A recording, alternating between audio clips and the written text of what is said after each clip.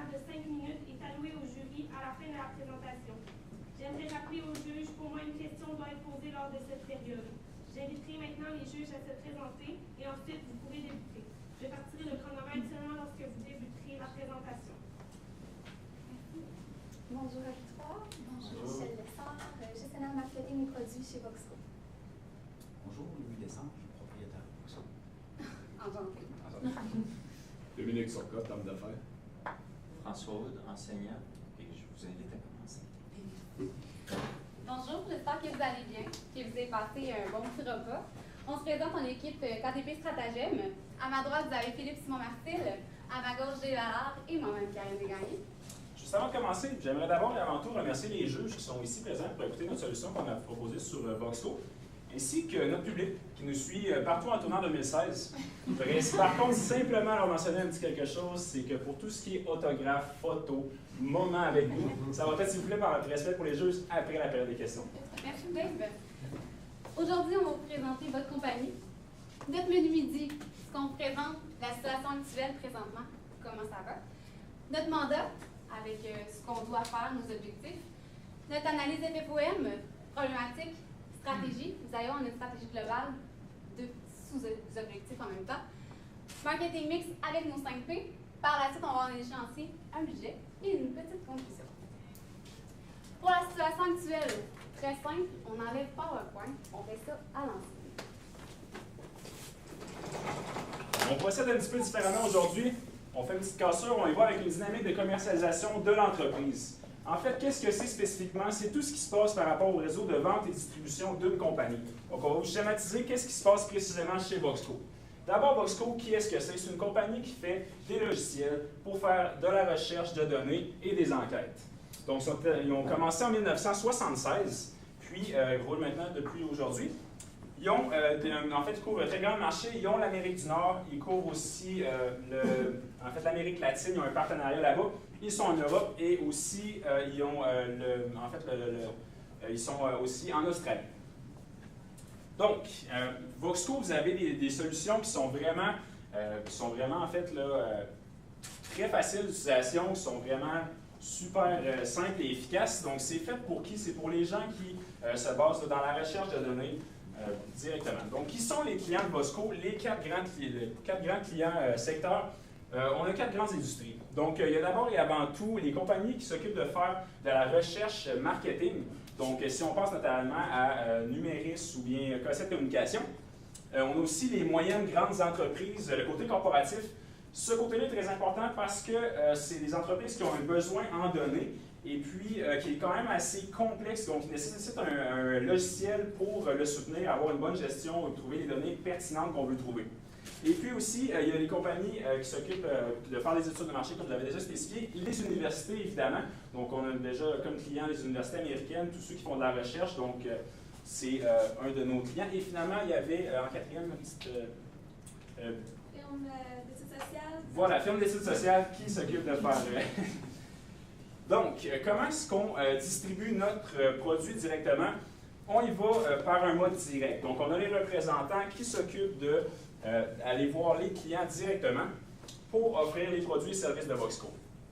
On a dans le côté du graphique, on a, disons, excusez-moi. Donc, on s'occupe d'aller voir les dirigeants de la compagnie pour faire et vendre le service. En ce qui concerne les gouvernements, ce n'est un excusez-moi que j'avais oublié un petit peu ici rapidement, les gouvernements font partie d'un des clients de Voxco. Donc, on fonctionne en termes d'appel d'offres au niveau des clients gouvernements. Si on pense d'ailleurs à l'Institut de la statistique Québec, dont vous avez fait affaire. Et puis, juste ici, on avait aussi, comme j'expliquais, les décideurs de chaque compagnie, donc tous ceux qui s'occupent, qui sont responsables du département marketing, ou bien tous ceux qui sont susceptibles de prendre une présentation, une décision, bien, il va s'occuper de ça. Finalement, dans le processus, on avait aussi des influenceurs. C'est très important de les prendre en considération, puisque ce sont des gens qui sont susceptibles d'acheter votre service, mais qui vont faire affaire là, directement sur le web. Donc, le web est un influenceur puisqu'ils peuvent aller voir les solutions qui s'offrent à vous, c'est-à-dire vos compétiteurs qui ont d'ailleurs Monkey Service, Google Docs, puis aussi les autres compagnies. Et finalement, Il y en a un ici que je voudrais vraiment mettre l'attention dessus, c'est les chercheurs. Il y a, maintenant, dans les compagnies, sont mandatés des départements spécifiques à la recherche de données. Donc, tous ceux qui utilisent votre service, votre logiciel, lui va être vraiment un influenceur dans le processus d'achat puisqu'il est susceptible de recommander votre produit, vos solutions à son décideur ou à quelqu'un qui pourrait l'acheter. Merci Dave. Merci. On se rappelle dans votre dynamique de commercialisation, très important, vos marchés Europe, Amérique du Nord, vous avez Amérique latine avec un partenariat. Vous avez aussi l'Australie. Vos marchés, moyennes, grandes entreprises corporatives. Par la suite, on a aussi toutes les firmes, les études de marché, le gouvernement qui fonctionne avec les offres d'appel dans notre réseau de distribution, les décideurs, que ce soit les représentants marketing, le président de la compagnie, la personne que vous référez, en fait, n'en fait partie. Influenceur, le web, très, très, très important parce que tout se diffuse par là. Et ensuite, votre compagnie est entièrement sur le web. Chercheurs, c'est eux qui influencent. Si c'est très positif, ils vont influencer positif. Si c'est négatif, ils vont vous dire qu'ils ne vous conseilleront pas. Alors, pour ce qui est du mandat aujourd'hui que vous nous avez confié, c'était bien simple. Établir un plan d'action pour aller chercher le marché des moyennes et grandes entreprises. On cherchait comme objectif 20 à 40 signatures potentielles, autrement dit, par semaine. Donc, pour ce qui est au niveau là, des forces, faiblesses, opportunités, menaces, la première force, c'est votre flexibilité au niveau des prix. Ce qui est intéressant, c'est une valeur, un avantage concurrentiel. Vos prix sont flexibles selon l'entreprise. Donc, l'entreprise a comme un petit plus. Elle a comme l'impression que son compétiteur d'en face, pardonnez-moi, il n'a pas eu le même prix qu'elle, il a eu un meilleur prix. Donc, ça, c'est intéressant. Au niveau des représentants, vous avez une très, très grande équipe de représentants qui est solide, qui est bien formée, spécialisée selon son secteur d'activité et son territoire géographique aussi qu'elle dessert. Sinon aussi, les logiciels, vous avez des logiciels qui sont intuitifs, faciles à utiliser, puis personnalisables selon l'entreprise. Donc, c'est très, très bien ça aussi. Au niveau des faiblesses, qu'est-ce qu'on avait? Il y avait l'état d'esprit du client corporatif. Le client corporatif, oui, avec les pressions budgétaires, ils ont des budgets serrés. Ce qu'ils veulent faire, c'est en tirer le maximum de jus pour le moins d'argent. Donc, quand ils ont des logiciels gratuits qui peuvent faire la même chose, mais beaucoup plus basique, ils vont aller vers ça, ils vont avoir tendance à délaisser vos produits. Donc, c'est important de changer cette mentalité-là. On va y revenir plus tard dans la stratégie. Au niveau de l'opportunité, comme vous l'avez mentionné, marché corporatif, à cause de quoi? Diversité des secteurs. Le marché corporatif des moyennes et grandes entreprises, c'est très, très grand. Ça va jusqu'au niveau de la restauration, des institutions financières, tout ce qui est pratiquement privé, en fait. Donc, c'est très intéressant, c'est une opportunité à saisir, comme vous l'avez déjà vu dans le cas. Au niveau des menaces, qu'est-ce qu'on avait? C'est qu'il faut démontrer la valeur ajoutée. En lien avec l'état d'esprit que j'ai mentionné un peu plus tôt, la valeur ajoutée au niveau du marché corporatif de vos logiciels, elle n'est pas vraiment présente. Il faut la développer dans la tête des utilisateurs et aussi des décideurs. C'est ce qu'on va faire. Aussi, c'est que c'est un marché évolutif. Oui, présentement, vos logiciels sont à la fine pointe de la technologie, sont intuitifs, sont beaux, mais peut-être dans un mois, un concurrent va sortir d'autres choses. Donc, c'est un marché qui évolue rapidement. Donc, ça, c'est important à tenir en compte aussi. Merci Philippe. On se rappelle, votre force, votre chimie d'équipe dans votre entreprise, très importante. En fait, vos représentants sont experts, ils connaissent de quoi ils parlent, ils savent s'adapter aussi au marché. C'est sûr qu'on aime ça avoir le même langage. Quand c'est du chinois, on n'apprécie pas ça. Ce que vous offrez, faiblesse, c'est de comprendre un peu le logiciel, comment il fonctionne. C'est sûr que pour quelqu'un qui débute, c'est pas tout à fait facile. On a besoin de plus d'aide.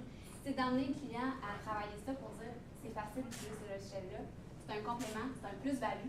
C'est pas juste un basic, comme on appelle, pour utiliser puis dire c'est facile, mais on n'a pas le complément avec ça. On a trouvé des stratégies pour ça.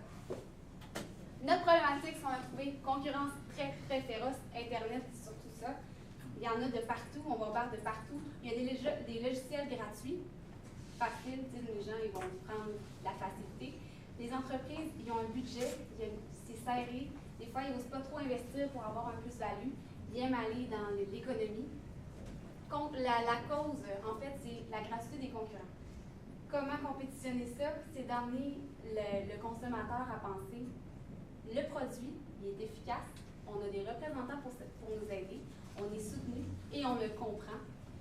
La conséquence, une absence de demande. C'est pas que vos ventes ils diminuent, c'est pas qu'ils sont pas constants. En fait, c'est ça. C'est qu'elles sont constantes tout le temps. On n'est pas capable d'augmenter, on n'est pas capable de diminuer. Ils sont là, ils sont stagnés un peu. Ce qu'on veut faire, c'est les augmenter. Pour dire c'est significatif, nos ventes ils ont augmenté grâce à ça. Notre stratégie. Au niveau de la stratégie, en gros, le plan d'action pour aller chercher pour le marché corporatif, ça fait un lien avec augmenter le chiffre d'affaires. Pour ça, il y a plusieurs options possibles. On peut développer des nouveaux marchés ou se concentrer sur ceux actuels. Sinon, aussi, on peut développer des nouveaux produits ou encore garder ceux-là qu'on a en ce moment. Ce qu'on a choisi, nous, c'est les marchés actuels avec les produits actuels, donc développement de marché. Donc, qu'est-ce qu'on va faire? C'est au niveau des segments visés, on vise spécifiquement l'hôtellerie. Pourquoi l'hôtellerie? Parce que c'est un segment qui est mondial, comme votre entreprise le fait d'ailleurs partout. C'est un segment qui a beaucoup d'argent. C'est un secteur là, qui a beaucoup au niveau de la personnalisation du service. Donc, c'est important de savoir exactement le profil client qu'on a besoin et la satisfaction de la clientèle aussi. Donc, si on est en lien avec vos logiciels. Notre stratégie, développement de marché. Première phase, ce qu'on veut faire, les salons. On va en faire 6. Ce que Dave va vous expliquer un peu plus tard en profondeur, lesquels qu'on va faire. Suivi des livres, c'est important. Des fois, on dit on fait un salon pour faire un salon, puis après ça, on va délaisser, puis on ne revient pas sur le client. Après ça, on se demande des fois pourquoi il ne revient pas nous voir par lui-même. Des fois, il faut qu'on ait tiré, il faut qu'on ait donné l'information. Puis la répétition, c'est comme avec un enfant. Une fois, tu dis non, il va réessayer. La deuxième fois aussi, la troisième fois, c'est non, c'est non.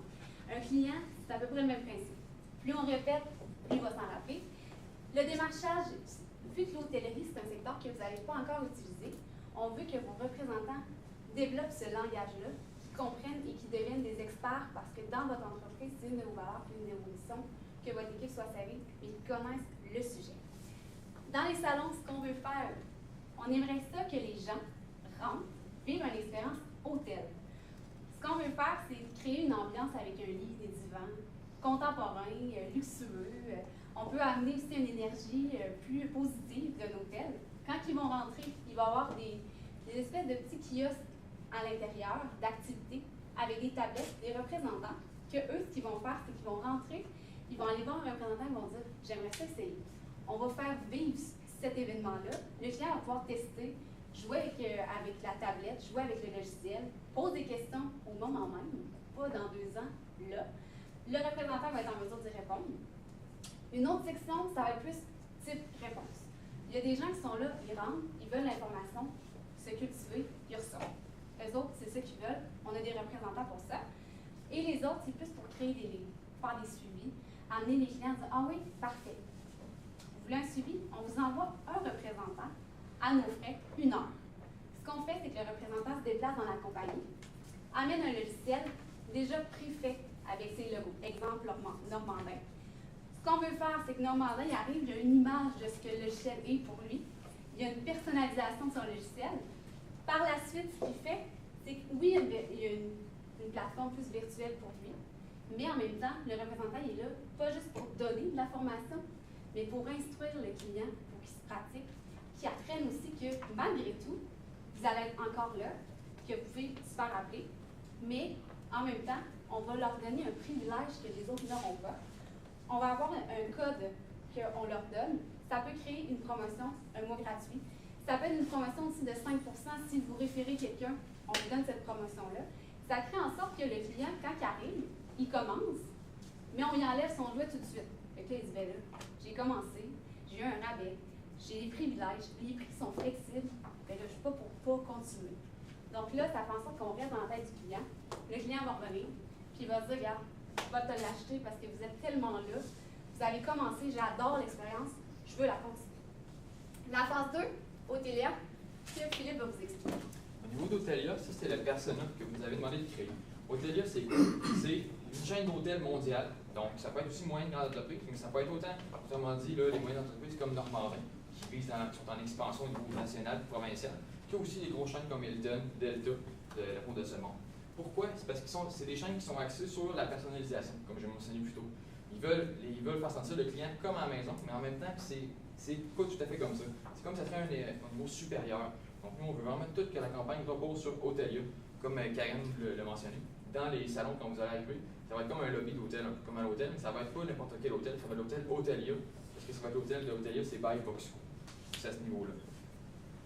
On se rappelle, oui, on a une stratégie globale, mais les phases ne se font pas comme par interruption. On fait la phase 1, puis après ça, on arrête, puis on fait la phase 2. Ils sont toujours en parallèle. On se rappelle, le Hôtelia est toujours là, on ne l'oublie jamais. Il va toujours être là pour le client, c'est comme notre modèle. Mais le reste, on va le faire en même temps. Puis c'est super important aussi, dans les salons, comme Dave va vous l'expliquer, on va faire un salon que vous faites déjà, un autre salon à l'extérieur pour vraiment aller chercher plus une routine et non comme on fait toutes les mêmes d'une shot, à la on fait toutes les autres. C'est plus difficile un peu. Donc, en ce qui concerne la stratégie de communication pour votre entreprise, afin d'avoir une stratégie qui coordonne vraiment bien avec ce qu'on veut atteindre, en fait, l'axe de communication clé ici, c'est le P dominant, c'est la communication. Donc, comme vous voyez, il y a les salons qu'on veut faire. Ça, c'est vraiment le nerf de la guerre. En B2B, c'est très, très important de les faire. De un, pour démontrer la présence et de deux, pour générer des leads de qualité. Évidemment, on ne demande pas de délaisser les secteurs que vous faites déjà, puisqu'ils sont assez importants. C'est important d'avoir une croissance qui est maintenue. Donc, ce que vous faites déjà avec le Salon Quirk, c'est Printemps des études. C'est vraiment concentré au niveau des gens qui font de la donnée, qui recherchent la donnée. C'est tous ceux qui soit la process directement ou bien l'interprètent. Donc, ça, on reste à ce niveau-là. Mais par contre, au niveau des hôtelleries, on se déplace dans le secteur directement.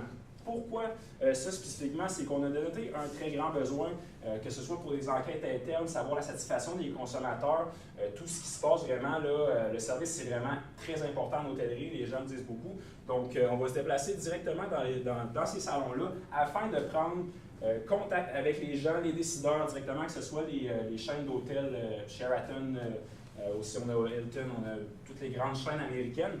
Eh bien, on va concentrer sur les salons et à quel endroit on va se spécifier, on va se concentrer, ça va être aux États-Unis. Pourquoi les États-Unis? Donc, je l'ai spécifié, les chaînes sont américaines, on va concentrer sur les salons de Las Vegas et Chicago, qui vont en fait, comme Karen expliquait, faire en sorte qu'on va prendre un contact avec les gens, les leads, pour ensuite pouvoir les qualifier. Et comme on expliquait justement, c'est très important là, de démontrer, une fois dans le salon, on veut faire l'ambiance hôtel, mais aussi d'abord et avant tout de démontrer le logiciel. Donc vraiment avoir le fait que c'est super simple d'utilisation, que vraiment il y a des beaux tableaux de bord, c'est facilement interprétable, donc on démontre l'intuitivité de votre logiciel et la facilité d'utilisation pour pouvoir bien qualifier le prospect. Par la suite, comme on expliquait, on veut vraiment avoir l'opportunité d'offrir aux clients un essai gratuit pour qu'un peu avoir déjà le pied dans la business et qui par la suite, une fois qu'on va avoir habitué le client à utiliser le logiciel, voir à quel point c'est facile d'utilisation, à ce moment-là, on risque de générer une vente beaucoup plus facilement. Et puis, au ce qui concerne le suivi des leads, donc c'est important d'avoir des représentants aussi qui vont être vraiment formés et qualifiés. Comme vous avez déjà une équipe de représentants qui est très bien qualifiée, souvent sont trilingues, ils ont vraiment des bonnes connaissances. Par contre, je tiens à mettre l'emphase sur quelque chose. Si on va dans l'hôtellerie, c'est important d'aller chercher quelqu'un qui est déjà dans ce domaine-là, donc afin qu'il puisse parler le même jargon, qu'il comprenne mieux les besoins du client. Puis à ce moment-là, qu'il vraiment avoir une meilleure offre plus ciblée, plus concrète pour le client qu'on essaie d'aller chercher, soit les hôtels. Et puis finalement, le démarchage, bien, très important. Là, on continue à le faire avec les vendeurs qui vont faire les suivis une fois le salon terminé. En ce qui concerne le prix, très important, on garde la flexibilité. Les gens adorent le fait que vous soyez flexible, vous offrez plusieurs modes de paiement, plusieurs en fait, façons de prendre votre produit, que ce soit un pay and go ou bien juste de la licence. Donc, on a dénoté vraiment que c'était une de vos forces à vous, que ça avait vraiment un bon impact. Donc, c'était vraiment très important de garder ça en place. Mais non seulement aussi, lorsque quelqu'un adhère à votre service, si quelqu'un vous réfère, il pourrait y avoir un programme de référencement aussi là, qui viserait justement à adhérer plus de clients. Niveau produits et distribution, c'est sûr que, comme on l'expliquait, on veut que vous soyez à la fin de pointe de la technologie, ça avance très vite, mais le produit en soi reste vraiment le même, que ce soit pour VoxCoDialer, Capli, Cathy ou tout ce que vous allez offrir, vraiment, vous êtes sur toutes les plateformes possibles. Donc, il n'y a pas beaucoup de modifications à faire à ce niveau-là, puisque le logiciel est vraiment bien intégré, c'est vraiment super efficace. Puis la façon de distribuer aussi, donc à part autrement qu'on va former les représentants directement dans le secteur qu'on vise. Bien, au niveau de la représentation, c'est sûr qu'on vise une chose, c'est d'avoir vraiment d'être un outil finalement de référence et puis d'avoir vraiment un bon soutien. Le relationnel va être vraiment de mise dans cette optique-là, puisqu'on veut démontrer quand même que les gens ont un bon besoin de formation, même si le logiciel est facile à utiliser, c'est important d'avoir des bons ateliers de formation, des gens qui vont vraiment s'occuper de soutenir, de démontrer la présence aux clients. Merci Dave. C'est leur surnom. Très important, on se rappelle le personnel. quand on arrive dans une compagnie, c'est important de s'adapter, oui, à nos paroles. Physiquement, arriver avec des J's et des trous, des cotes automatiques, ça ne fonctionne pas très bien. Le client, c'est un service que vous offrez. C'est difficile, c'est comme de l'air. C'est pas très concret, c'est pas un objet. Les gens, ils doivent faire confiance et de comprendre ça. La campagne Otelia, on se rappelle, on fait toujours la plateforme, en fait, le réseau. Les salons de foire, on en fait 6, un interchangé de l'autre. Le démarchage, très important, on s'en rappelle. Il faut rester dans la tête du consommateur. Les représentants doivent connaître le métier. Puis le suivi, comme je vous le répétais, très important. Au niveau du budget, rapidement, il y avait 200 000 on a 120 000 pour les salons. Au niveau, c'est un domaine qu'on n'est pas allé encore, donc on va avoir de l'impact. Sinon, C'est bon, merci.